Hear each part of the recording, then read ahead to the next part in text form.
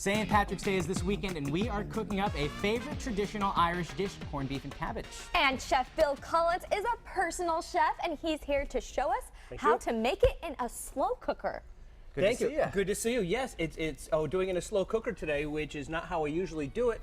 But in keeping with the idea of the family meals, we thought, let's do it in a slow cooker because so many people are so busy, they have to leave the house early. Now, granted, St. Patrick's Day is on a Sunday, but not every year it's on a Sunday, and you can do this all year round. So the slow cooker is the way to go when you're busy. Well, it's also nice because the slow cookers, it infuses a lot of moisture, and it slow cooks something, and that's important for meat because traditionally this is made with the those inexpensive cuts of meat. Exactly. It's what we used to call the cheap cuts of meat, but since nothing's cheap anymore. No, it's not. No, it isn't. But the reason we called them cheap cuts of meat is they didn't cook quickly. You had to really cook them for a long period of time, sort of like a pot roast. And so in the case of the corned beef, and it's just a piece of brisket, and what makes it a corned beef is it goes into a brine with salt and water and pickling spices, and it comes out 5, 8, 10 days later with that funny color. And I'd like to say one thing about the color. You'll see that this corned beef is gray. I've got a gray one and a red one. And it's very New Englandy, especially in the Boston area, believe it or not, to have a gray corned beef. So how do you get a gray corned beef? It's all in the pickling spices and in one of the nitrates that they put in, not necessarily an evil thing, but saltpeter, which used to be used as gunpowder a long time ago. All right. Okay. But what it is it turns to gray, and that's what people in the Boston area and New England expect when they get a red one like the rest of the world gets. They say that looks funny, and vice versa. If you were to serve that in New York, they would send it back. Like, what is this? Exactly. I didn't know. I always thought it was just boilerplate boiled meat. Exactly. So that's why it's all because it starts out already having been embrined and put in pickling spice. Now, what you do with it when you get home gives it your flavor. You can take it, certainly, and just put it in the boiling water and come back either in a crock pot about 8 hours later or in a pot of boiling water and about 2-3 hours later, and it's done. Some of them come with little flavor packets, which, you never know how old those packets are. And they're probably caked with salt and all that stuff you don't want in your diet. Exactly. So what I'd say is just toss out the flavor packet if you get one and make your own. Oh. And so in this case, I put in some carrots and celery and onions, and then I put in some of these other things: some peppercorns, some pickled some candied ginger, some cinnamon. I'm gonna get a whiff of that. Exactly, exactly. Doesn't that smell great? Wow, I Laura, smell that. Crystallized ginger. Crystallized ginger. And some juniper berries, which are also used in making gin. And you throw all that stuff in, and it just gives it more of a different flavor.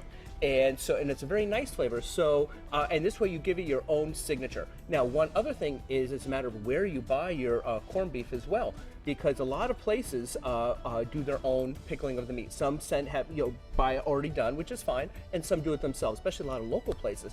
And so you might find the flavors differ from place to place, and that's perfectly fine. And you'll find a flavor that you like, but this will also give it your own signature. So how do we get to that point? So we have our big old brisket. We take it back from the grocery store. Yep.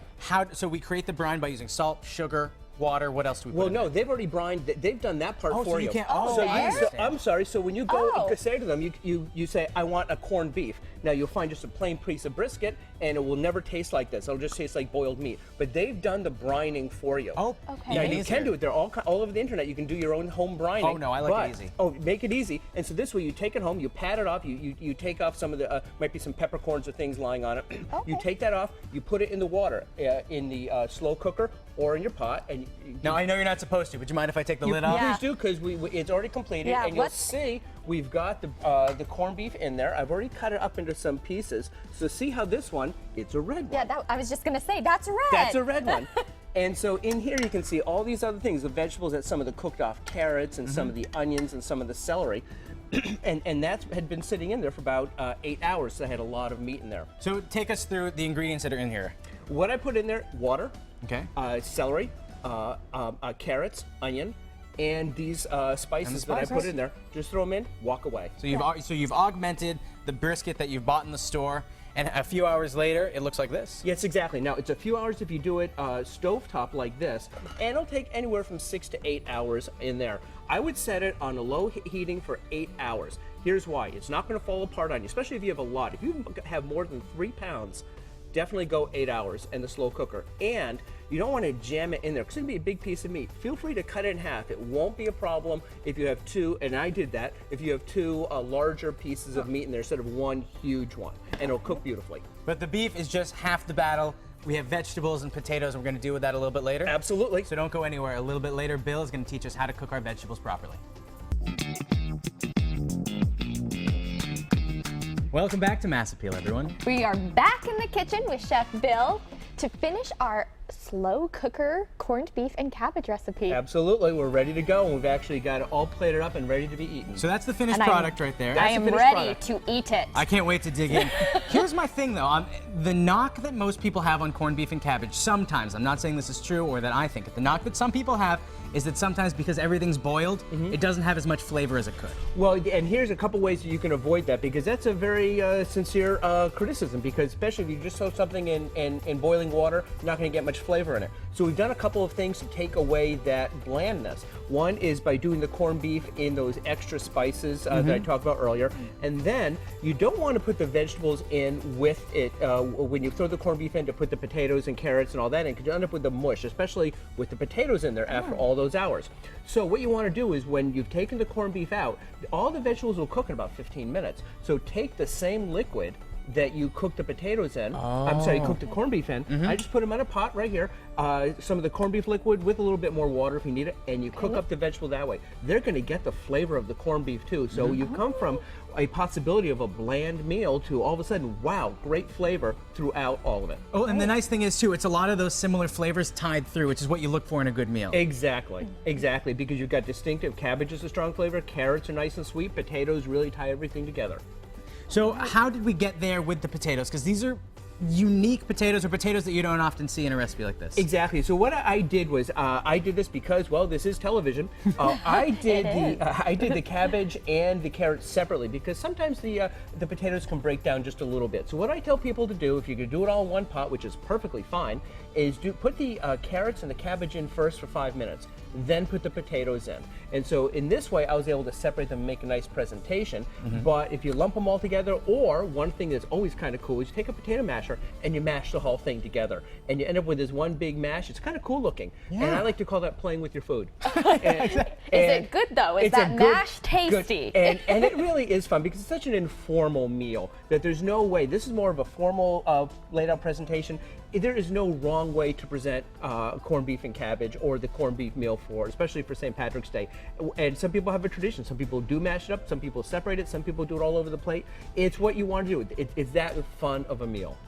I'm looking forward to it. Can we dig in though? Please do. That's dig the in. important part. All right. Please do dig in. Do I just use my hands? Well, I happen to have here 2 utensils, and I dive in, and I got a little mustard right there.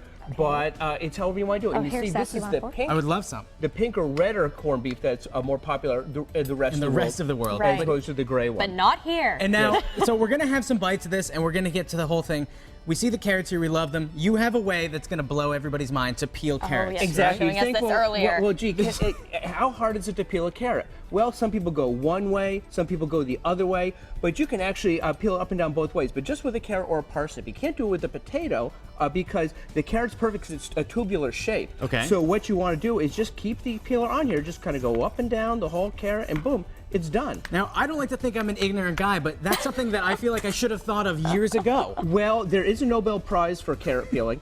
And it's one of those. That's something I didn't know. No, well, actually, Little known fact about carrot peeling. It's one of those things where it seems so obvious, but just nobody ever thought of it. Actually, it was a 3-star Michelin chef who showed me this when I got out of cooking school. Really? When I cooked at the old Ritz in Boston. I just stared at it like an idiot. Oh my God, look at that. But it's the simplest thing in the world. It is, and everybody has a peeler, and they all have 2 sides on it. And Everyone has that same exact peeler. for that Exactly. matter, I think. Exactly. So it's the easiest thing in the world. And so then, when it comes down to cutting it up, you can cut it any shape you want.